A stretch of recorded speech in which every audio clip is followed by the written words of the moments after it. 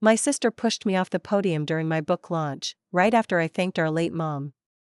She called me an embarrassment, while the crowd stared in shock. Now, she's telling everyone I staged it for attention.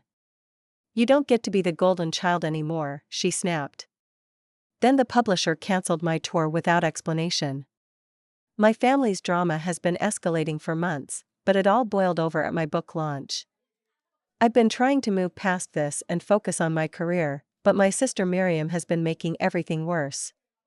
After I dedicated my book to our late mother, Miriam shoved me off the stage in front of everyone. Then she went on social media claiming I staged it for attention. Now, she's saying I'm an embarrassment, and the publisher just canceled my book tour without any explanation. How do I even start to fix this? Is this something I can recover from? It's hard to explain the history between my sister Miriam and me. Growing up, she was always the star. You know the type, effortlessly beautiful, effortlessly popular, effortlessly perfect in every way. And then there was me, quiet, introspective, the one who'd rather read a book than go out to a party. Our mother always said I had a special way with words, and it's the one thing I took pride in. But even when I got good grades or had a piece published in a small magazine, it always seemed like it didn't matter much next to Miriam's life. That's not to say I resented her, I didn't. I loved her in my own way, and I always thought that someday we might be closer.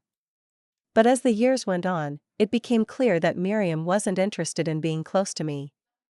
She was too wrapped up in her own world.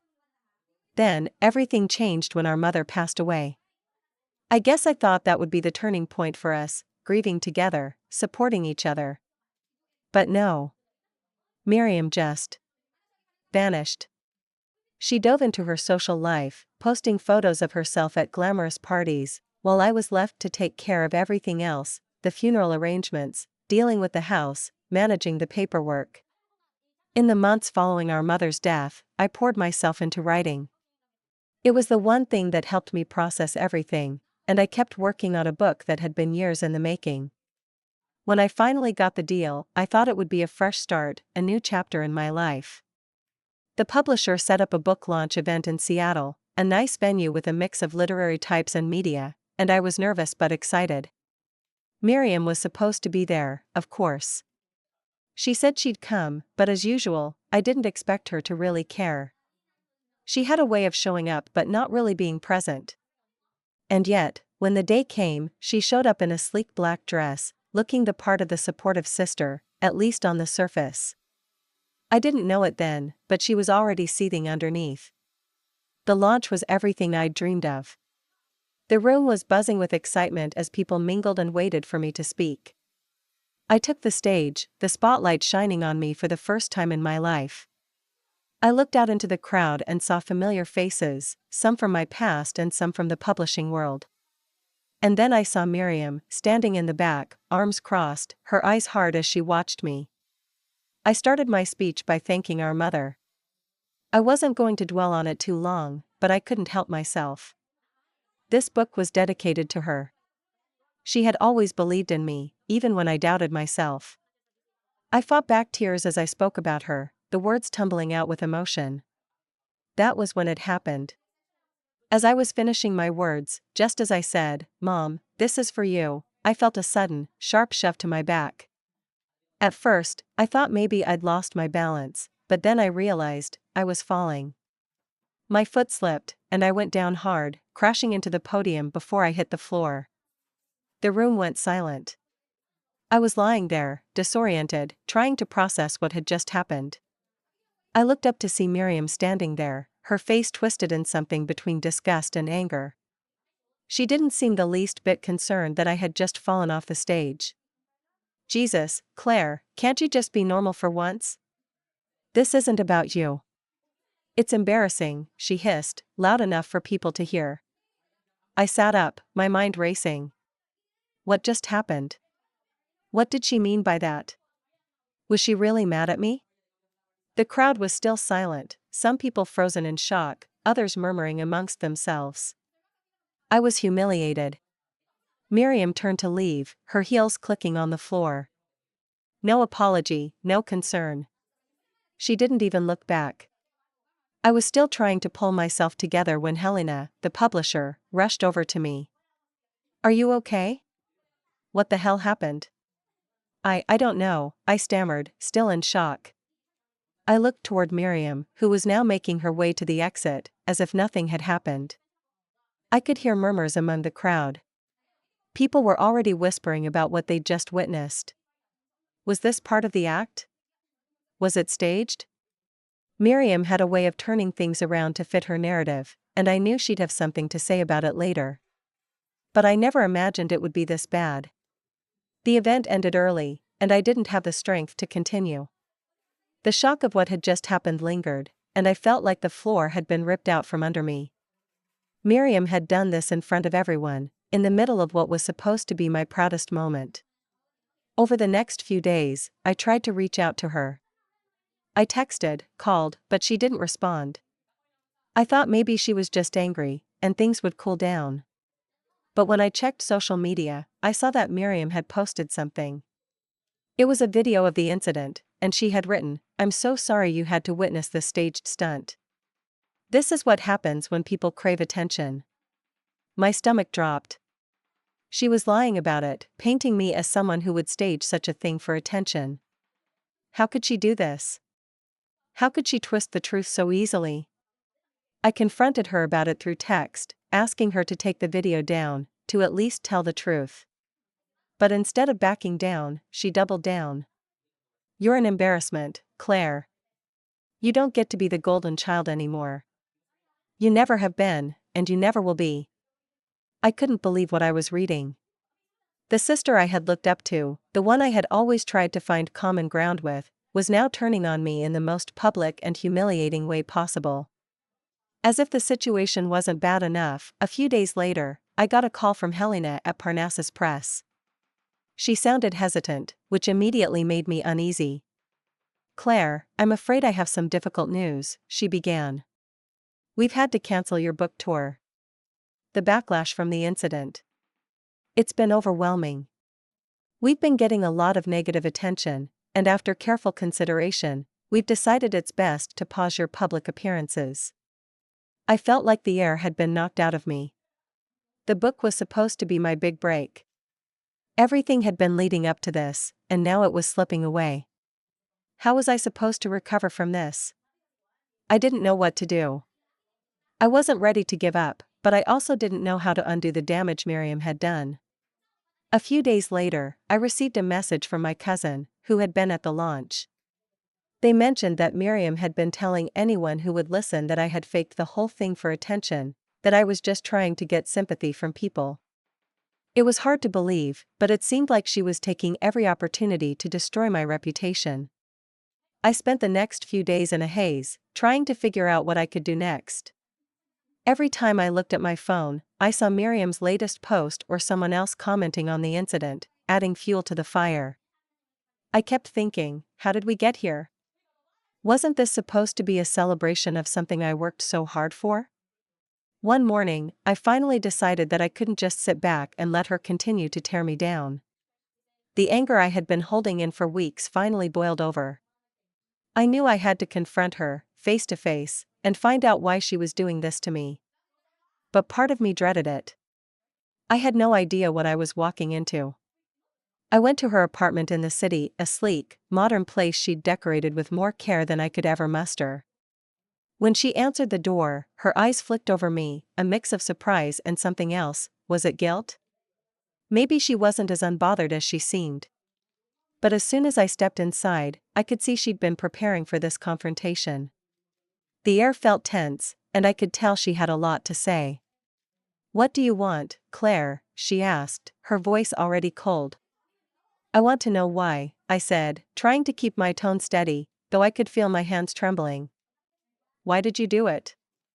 Why did you push me at the launch? And why are you telling everyone I staged it for attention?" Her lips twisted into a bitter smile, and she crossed her arms, leaning against the kitchen counter as if she were completely in control. "You want an explanation?" she scoffed. "You've always made everything about you. First it was about Mom, and now it's about your crap book. I can't stand how you always turn everything into this drama." You act like the world owes you something. I blinked, taken aback. What do you mean? I didn't ask for any of this. I didn't want this kind of attention. I just wanted to share something important with people. You don't get it, do you? She snapped, stepping closer, her eyes burning with frustration. You're always the martyr, the one who thinks she's the victim. I'm the one who's had to carry the weight of everything, Claire. You think you've had it hard?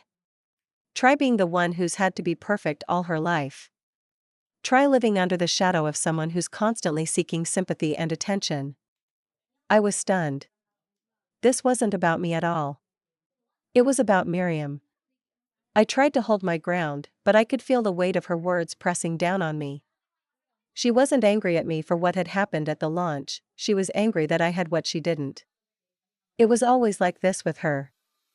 I'd put in the work, the long nights spent writing, the rejections I'd faced, but it didn't matter. To her, I was just the one who was always seeking validation. I didn't want any of this, I said, the words coming out shakier than I intended. I just wanted to honor Mom. You should have been there for me, Miriam. You should have supported me. She shook her head, her expression twisted with something that almost looked like pity. You want me to support you? You never needed support, Claire. You've always been fine. You've always been the quiet, bookish one, and I've been the one who had to live up to expectations. Now you get your moment, and it's like you think you're the only one who suffered. Well, guess what? I'm done with it. The silence that followed was suffocating. Her words hung in the air, and I could feel the distance between us growing wider by the second. I tried to find a way to respond, but there was nothing left to say. Miriam had made it clear that she didn't care about me, about our mother, or about anything I had worked so hard for. I turned and walked toward the door, feeling the weight of the years of silence and resentment closing in on me. I'm not doing this anymore, Miriam, I said, my voice barely above a whisper. You don't get to treat me like this. She didn't say anything as I left, and I didn't look back. It wasn't just Miriam's actions that were hurting me. It was the aftermath. I couldn't escape the whispers, the constant reminder of the incident. Even my friends, the ones who had been so excited for me, were now uncomfortable around me. It was as if the one thing I'd worked so hard for, the thing I thought would finally define me, had turned into a disaster. I tried to bury myself in my work, but it wasn't easy. My book had started to gain some traction despite the controversy, but it wasn't the success I had imagined. I was receiving messages from readers who had seen the footage of the incident, some sympathetic, others harshly critical. Some people were rooting for me, but there were just as many who seemed to think I'd orchestrated the whole thing. The media attention was relentless, but there was one thing I hadn't counted on: Miriam's voice was still the loudest in the room. The next week, I received another message from Helena. This time, I was expecting it to be bad news, but nothing prepared me for the conversation that followed. Claire, I need to be honest with you, Helena said. I've been in talks with some of the media outlets about your book, and the situation with Miriam. Well, it's turned into a circus. The publisher is concerned that you're being overshadowed by the drama, and we're afraid that it's hurting sales.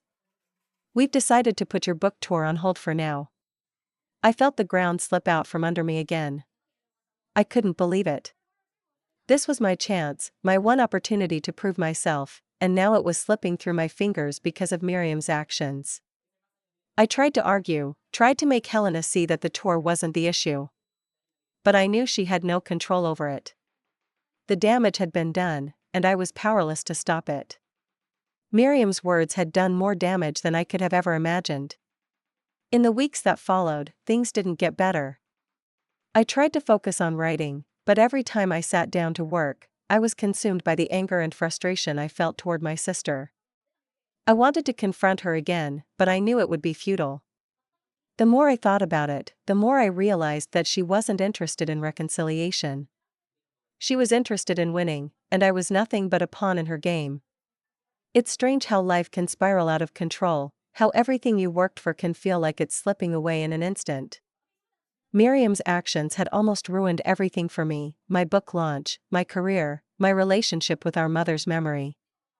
But what she didn't realize was that while she was busy trying to tear me down, she was underestimating the one thing I had left, my resilience. For weeks, I let her words fester in my mind.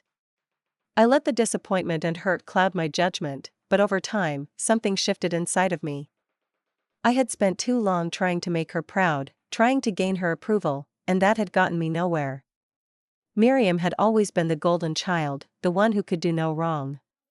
But as I sat at my desk one quiet evening, staring at my computer screen, I realized that I didn't need her approval to be successful.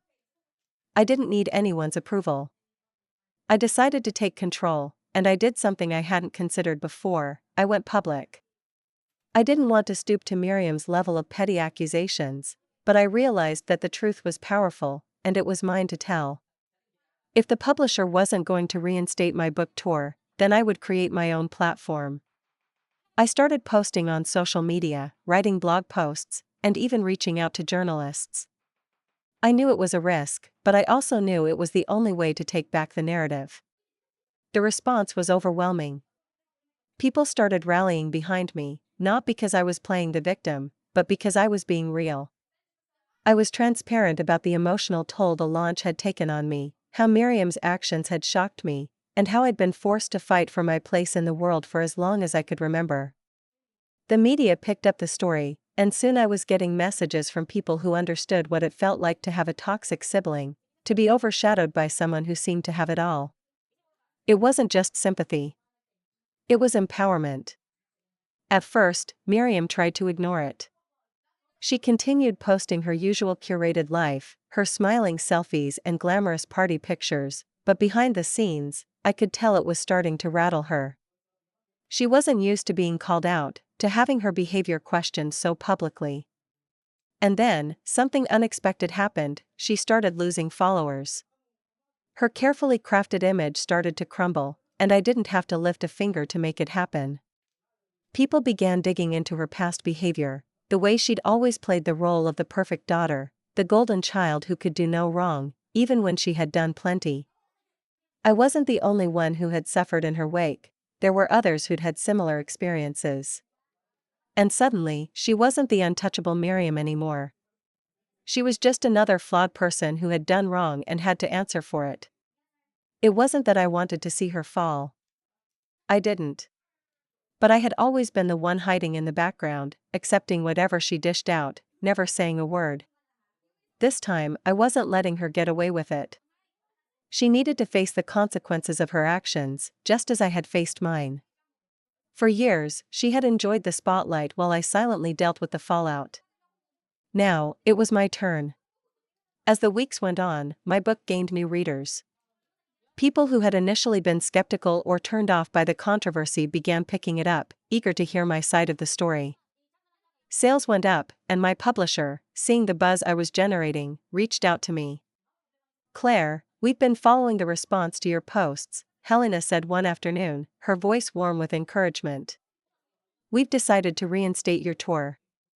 It's not going to be as big as we originally planned, but we want to make sure people get to hear your story." I felt a rush of relief. It wasn't the grand tour I had originally dreamed of, but it was something. More than that, it was recognition that my work mattered, that my voice was powerful enough to make a difference. And then there was Miriam. She called me one night, and I was shocked when I saw her name pop up on my screen. My heart sank, unsure of what kind of confrontation I was about to face. But when I answered, her voice was uncharacteristically shaky. "Claire," she started, her tone uncertain, almost pleading. "I've seen what you've been doing. The posts. The interviews. The way you've been talking about me. I don't know how to fix this." I had expected anger, deflection, or even more accusations, but instead, Miriam sounded defeated. It took me a moment to gather my thoughts. "Why did you do it, Miriam? Why push me? Why try to ruin everything?" There was a long pause before she answered. "I didn't mean to destroy you. I was jealous, okay? You always had Mom's approval. You always had something I didn't. And when you launched your book, it felt like It felt like you were finally getting the recognition I never got. It was like I was losing everything all over again. I could hear the raw emotion in her voice, but it didn't change the fact that she had pushed me to the brink. Still, something about her words resonated with me. She was still the same person, trapped in her need for validation, but I could see that for the first time, she was vulnerable. "I don't know how to make it right," she said quietly. "But I'm sorry. I'm really sorry." The apology wasn't enough to erase everything that had happened, but it was a start. It was the first time she'd ever acknowledged the pain she'd caused, and for some reason, it felt like a small victory. I didn't know if our relationship could ever be the same, but I knew one thing for sure: I wasn't going to let her define my worth anymore. I took a deep breath, my voice steady. "I appreciate your apology, Miriam. But I don't need you to make it right. I've spent too many years trying to get your approval. It's time I focused on my own." For the first time in a long while, I felt free. As the months passed, things didn't magically resolve. Miriam and I didn't suddenly become best friends, and we definitely didn't go back to how we were before. But I stopped letting her control my narrative. I stopped letting her actions dictate my happiness. And while my book didn't become a bestseller overnight, it became something more important. It became my story, shared with people who appreciated it for what it was, not for the drama surrounding it. I continued on my book tour, meeting readers who truly connected with me. They didn't care about Miriam's accusations. They cared about the words I'd written, the struggles I had overcome, and the authenticity I was finally embracing. And Miriam? She never quite got back to her golden child status. Her following dwindled, her carefully crafted life losing its shine as more and more people saw her for who she truly was. She tried to patch things up with me, offering apologies here and there, but I knew it was too late. The damage had been done, and now I had the power to move forward, without her. In the end, it wasn't about revenge. It was about reclaiming my own life, my own voice. Miriam had tried to tear me down, but in doing so, she unknowingly pushed me to rise higher than I ever thought possible. I didn't need to be her golden child, I had my own story to tell, and that was more than enough.